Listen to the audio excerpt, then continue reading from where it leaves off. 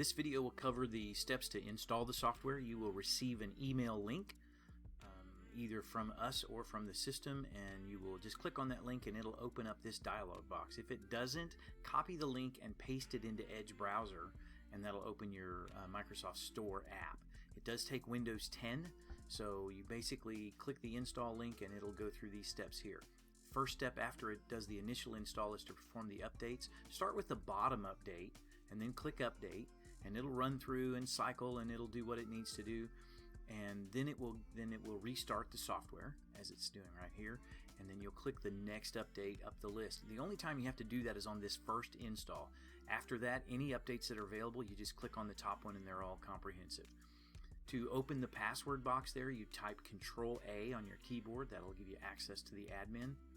And the default password is change me, the word change me, C-H-A-N-G-E-M-E. And it's basically telling you to change, which that's in another video.